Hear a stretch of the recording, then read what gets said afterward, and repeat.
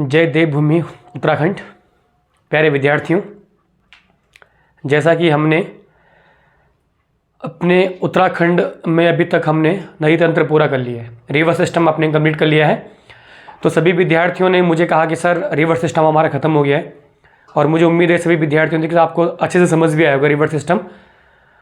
तो थोड़ा सा मैं आज आपको सूक्ष्म परिचय दूंगा उत्तराखंड में पंवार राजवंश का, कि गढ़वाल में पंवार राजवंश की उत्पत्ति कैसे हुई, गढ़वाल में पंवार राजवंश कहाँ से आया।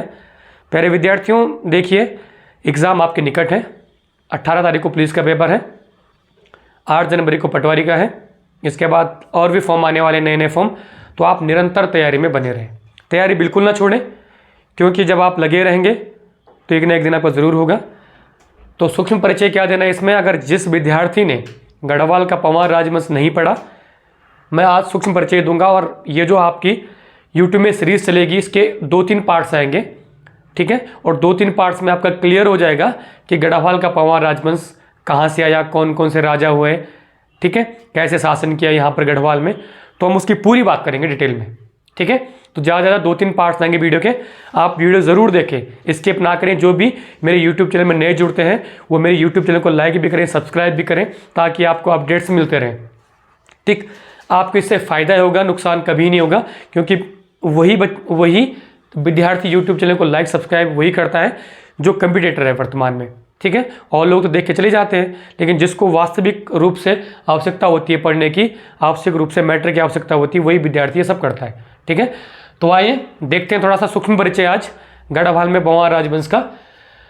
तो जैसे आप बोर्ड में देख रहे हैं, मैंने लिखा हुआ ऊपर गढ़वाल का इतिहास देख रहे हैं आप लोग, और मैं लिखा इधर से आपका पंवार राजवंश। क्लियर।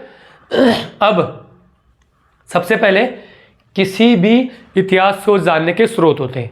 अब हमारे पास कौन कौन स्रोत है जानने के, वो हमने ज़रूर देखने हैं। सबसे पहले ऐतिहासिक स्रोत। ऐतिहासिक स्रोत मतलब होता है कि इतिहास में इसके लिए सामग्री हमने जो प्राप्त की है वो कहाँ से की है, हमें कैसे पता लगा कि गढ़वाल में पंवार राजवंश की उत्पत्ति हुई है। दूसरा साहित्यिक स्रोत, कि जो हमारे साहित्यकार रहे उस समय के, उन्होंने क्या इस वंश का जिक्र किया। तीसरा दरबारी कवि, जो हमारे राजा हुए इस पंवार वंश में, उनके दरबार में जो भी कवि रहे होंगे, कोई भी कवि रहा होगा ना, प्रत्येक जितने भी राजा हैं उनके दरबार में कोई ना कोई कवि रहा होगा, तो क्या उन्होंने इस वंश के बारे में क्या क्या लिखा, वो हम आज देखेंगे। विदेशी इतिहासकार, जो इतिहासकार तत्कालिक समय में भारत भ्रमण पर आते थे, वो भारत भ्रमण के साथ साथ अनेक जगह भ्रमण करते थे, तो क्या उन्होंने उत्तराखंड के बारे में भी कुछ लिखा है। तीसरा राजाओं का विवरण, कि लगभग कितने राजा यहाँ पर हुए, पंवार राजवंश में कितने राजाओं ने शासन किया, उसका भी हम थोड़ा सा विवरण देखेंगे।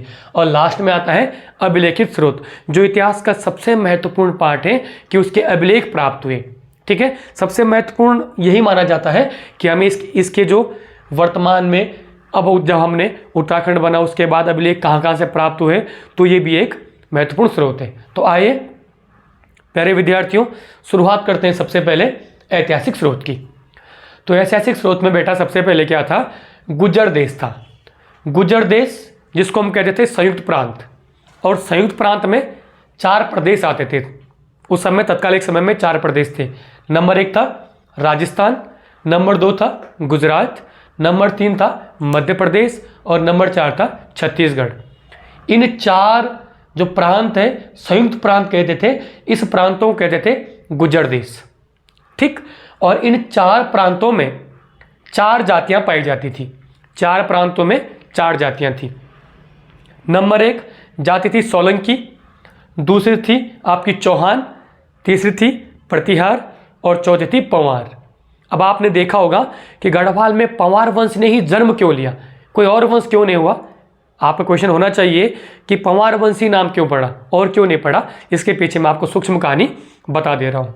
जैसे 4 प्रांत हैं, इन संयुक्त प्रांतों को हमने नाम दिया गुर्जर देश, और गुर्जर देश में 4 जातियां थी, सोलंकी, चौहान, प्रतिहार और पंवार। इन 4 जातियों में संयुक्त प्रांत 4 थे और 4 जातियां थी। अब इन 4 जातियों में एक जाति थी पंवार, ठीक। और ये जो पंवार जाति थी, ये इस पंवार जाति का एक व्यक्ति था जिसका नाम था कनकपाल, ठीक है।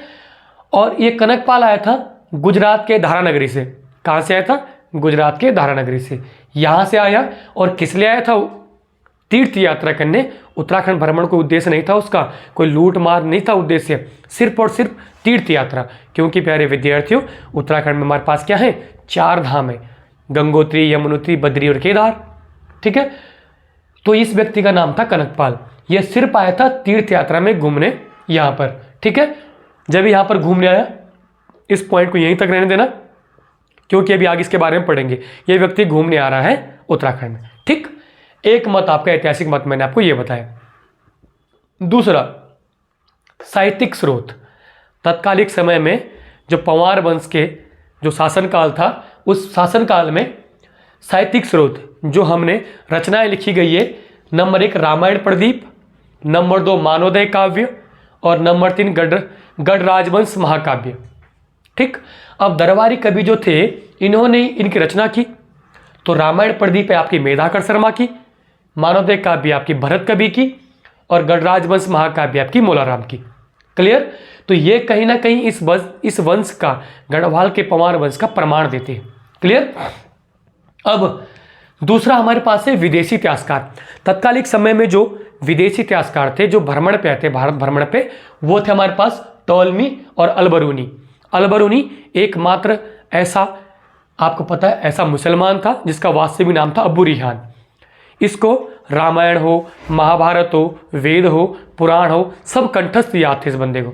ठीक है, तो ये जब भारत भ्रमण पे आया तो इसने देखा कि जब ये भारत भ्रमण पे आया, उत्तराखंड प्रांत में, ब्रह्मपुर प्रांत में तत्कालिक समय में 888 के आसपास क्या कर रहे हैं? कोई राजा, पंवार वंश के राजा शासन कर रहे हैं। ठीक है, इसने भी अपना मत दिया। राजाओं का विवरण, गढ़वाल के पंवार राजवंश में लगभग 60 राजाओं का विवरण है। कितने राजाओं का? 60 राजाओं के विवरण है। और मैं आपको विवरण के हिसाब से 2-3 जो आपकी मेरी आगे की जो वीडियोस आएंगी, 2-3 पार्ट्स में क्लियर हो जाएगा 60 राजाओं का विवरण। क्लियर?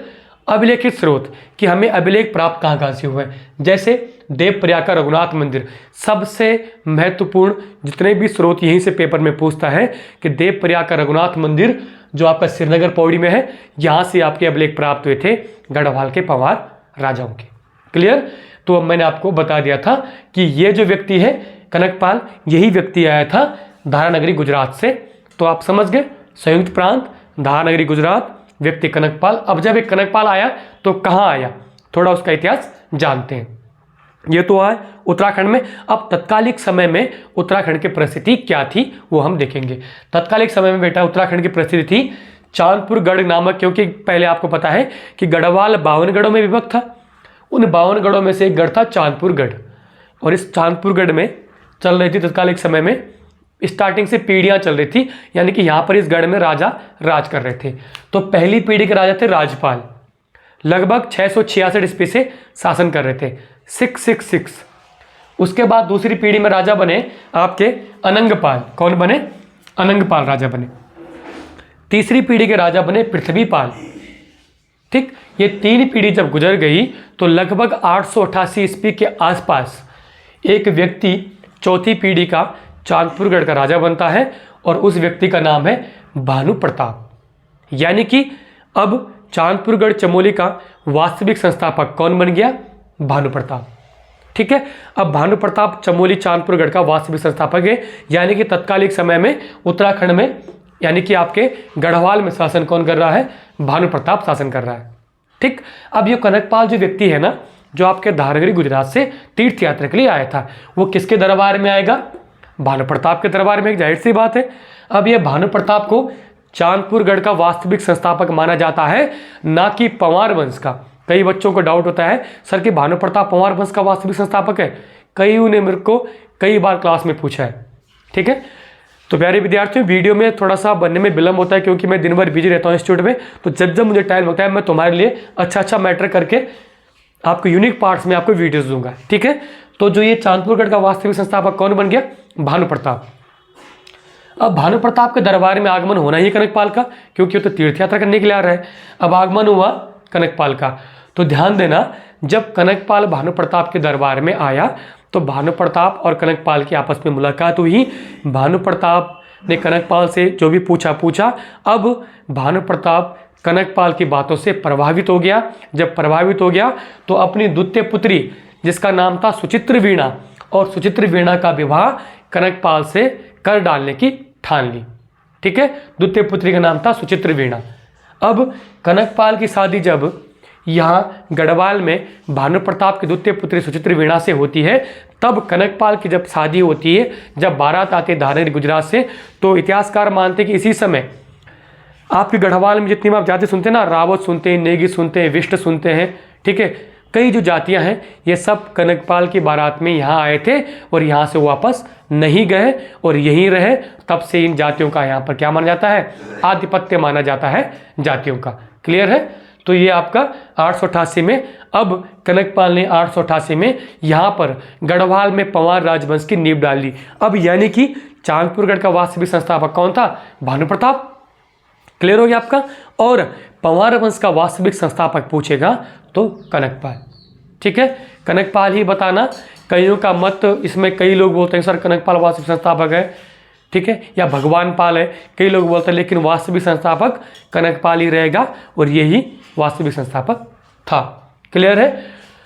नेक्स्ट, अब पंवार वंश का जो प्रारंभ होता है, जो उदय होता है पंवार वंश का, वो मैंने आपको देख सकते हैं 4 भागों में विभाजित किया है। जैसे नंबर 1 आपका प्रथम काल। प्रथम काल में मैंने लिखा है, आप लोग देख सकते हैं, प्रथम काल में लिखा हुआ है कनकपाल से सोनपाल तक लगभग 24 राजाओं का वर्णन है। कनकपाल से और सोनपाल तक, यानी कि संस्थापक से लेकर और 24 राजाओं का क्रम पहले पार्ट में मैं आपको जब वीडियोस बनाऊंगा वो पहले पार्ट में आपकी क्लियर हो जाएगी। ठीक है। दूसरा, लखनपाल से जगतपाल तक, द्वितीय जो काल चलेगा वो चलेगा लखनपाल से जगतपाल तक। ठीक है, इसमें 14 शासक हुए बच्चे। कितने शासक हुए? 14 शासक हुए। तीसरा काल है आपका अजय पाल से और प्रद्युम्न शाह तक। अजय पाल से प्रद्युम्न शाह तक शासकों की संख्या है 16। क्लियर। और चौथा काल है हमारे पास जिसमें टी रियासत शामिल हो जाती है, सुदर्शन शाह से और महाराजा मानवेंद्र शाह तक लगभग हमारे पास 6 शासक हुए हैं। तो प्यारे विद्यार्थियों, मैंने आपको सिर्फ और सिर्फ आज पंवार राजवंश का एक सूक्ष्म और छोटा परिचय दिया है। परिचय आपने देख सकते हो बोर्ड में कि इस तरह से हमें गढ़वाल का पंवार राजवंश पढ़ना होता है और तभी हमें पता लगता है कि हमने गढ़वाल में पंवार राजवंश की उत्पत्ति कैसे की। अब देखो ना, आप लोग समझ सकते हैं कि जब कनकपाल की जाति पंवार थी ना, तभी पंवार वंश पड़ा। अगर कनकपाल की जाति प्रतिहार होती, कनकपाल की जाति सोलंकी होती या कनकपाल चौहान होता, तो गढ़वाल में या सोलंकी वंश पड़ता या प्रतिहार वंश पड़ता या चौहान वंश पड़ता। ठीक है, लेकिन यह व्यक्ति था पंवार, तो यहां पर इसने नींव डाली गढ़वाल में पंवार राजवंश की। तो कई बच्चे क्या करते हैं, यूट्यूब में मैंने देखा होगा कि कई बच्चे क्या करते हैं कि आजकल बेटा हमेशा ना यूट्यूब से जो भी बच्चा पढ़ता है, गलत कोई नहीं पढ़ाता यूट्यूब में, लेकिन ध्यान ये रहे कि आपको, कई लोग क्या कर रहे हैं आजकल कि यूट्यूबर जल्दी से ही यूट्यूबर बनने की कोशिश करते हैं कि 2 दिन करते हैं और यूट्यूबर बनते हैं। नहीं, ऐसा मत करना। जो भी पढ़ोगे अपना जैसे यूट्यूब में पढ़ाया जाएगा उसको एक बार घर में बुक में ज़रूर देखें कि किसी यूट्यूब वाले ने, चाहे मैं हूँ चाहे कोई भी हो, उसने गलत तो नहीं पढ़ाया आपको। इसलिए क्या होता है, बच्चे आजकल कई जगह डाउटफुल रहते हैं। कई इंस्टीट्यूटों में, हम दिन भर इंस्टीट्यूट में रहते हैं, तो कई बच्चों को क्वेश्चन होता है, सर मैंने यूट्यूब में पढ़ा था, ये तो ये बता रहा था। तो इसलिए हमेशा ध्यान रखना, यूट्यूब में ज़रूर नहीं कह रहा हूँ कोई हमेशा, या मैं हूँ या कोई भी व्यक्ति हो, कि हमेशा ऑथेंटिक ही पढ़ाए। इसलिए जितने भी बच्चे मेरे पास इंस्टीट्यूट में आते हैं, दिन भर इंस्टीट्यूट में बिजी हम लोग, तो अभी वक्त लगता है तो हम वीडियो बना देते हैं। तो मेरे कहने का मतलब है प्यारे विद्यार्थियों कि जो भी पढ़ोगे यूट्यूब से वो ऑथेंटिक ही पढ़ना। क्लियर। क्योंकि वैसे तो उत्तराखंड सब्जेक्ट का ऑथेंटिक है नहीं कहीं, पर फिर भी 2-4 बुकें हैं, अजय रावत है, यशवंत कटोच है। ठीक है, आपकी परीक्षा वाणी सबसे पहली अच्छी है बुक, उसमें आपका 70% क्लियर हो जाता है बेसिक। तो आपको इन बुकों का अध्ययन करना है, तब जाके आपको देखना है कि हाँ, कि वास्तविक रूप से ये है भी कि नहीं भी है। अब यूट्यूब में कोई क्या पता मैं आपको गलत पढ़ा रहा हूँ, तो ऐसा नहीं कि आपको गुमराह नहीं होना है, क्योंकि आजकल यूट्यूबर्स इतने बने हुए हैं, कल के बच्चे भी यूट्यूबर हैं और आज के बच्चे भी यूट्यूबर हैं। तो इसलिए मैं ये नहीं कह रहा हूँ कि गलत पढ़ा रहा है कोई, ये मेरा कोई किसी पे वो नहीं है। मैं ये कर रहा हूँ, चाहे मैं भी हूँ चाहे कोई भी हो, जो हम पढ़ा रहे हैं उसको, उसका विश्लेषण अपनी किताबों से ज़रूर करें। ठीक है। तो आज आपने देखा कि किस तरह से हमने एक सूक्ष्म परिचय दिया गढ़वाल के पंवार राजवंश का। ठीक, क्लियर। अब आपको आगे कोशिश करना कि वीडियो को ज़्यादा से ज़्यादा शेयर करना और सब्सक्राइब करना। जब आप हमारे 500 सब्सक्राइबर हो जाएंगे तो मैं कोशिश करूंगा कि आपके सामने लाइव आऊं और आपको लाइव क्लासेस दूं। क्लियर है। तो इसके लिए लाइव के लिए 500 सब्सक्राइबर होने बहुत ज़रूरी है। 500 सब्सक्राइबर जब हमारे हो जाएंगे हम तभी लाइव आ पाएंगे। क्लियर। तो दोस्तों आपको ये करना है प्यारे विद्यार्थियों कि जल्दी से जल्दी इस वीडियो को शेयर भी करना है, और अगर आप चाहते हैं कि आप लाइव पढ़ें डेली तो आप इसको सब्सक्राइब भी करवाएं। ठीक है, इसमें आपका फ़ायदा है, मेरा फ़ायदा नहीं है। ठीक है, ऐसा नहीं है कि मैं यूट्यूब से कुछ ऐसा सोच रहा हूँ कि मेरी इनकम आए, इनकम का कोई उद्देश्य नहीं है। हमारे इंस्टीट्यूट चलता है, कोई उसमें वो नहीं है, लेकिन आपके हित के लिए मेरे आपने लिंक में लिखा होगा ऊपर, जो आप मेरा लिंक लिखा हो उसमें कि पहाड़ के बच्चों के लिए मेरी ये पहल है कि जो बच्चे यहाँ पढ़ने नहीं आ सकते, सिर्फ उनके लिए पहल है, उद्देश्य पैसा नहीं है। पहले उनके लिए इसलिए मैं चाह रहा हूँ कि अगर ज़्यादा शेयर हो जाए तो जो पहाड़ के बच्चे हैं जो एफर्ट नहीं कर पाते, दूर में रेंट देना रहना, उनके लिए पहले बस। ठीक है, तो आज इतना आपने देख लिया सूक्ष्म परिचय। कल आगे इसमें से आगे चलेंगे। डेली आपके 2-3 पार्ट में गढ़वाल का पंवार राजवंश खत्म है। क्लियर है। तो आप लोग निरंतर कोशिश करते रहे, बाद बाकी आशीर्वाद साथ रहता है हमेशा, और सफलता एक दिन जरूर मिलती है। धन्यवाद।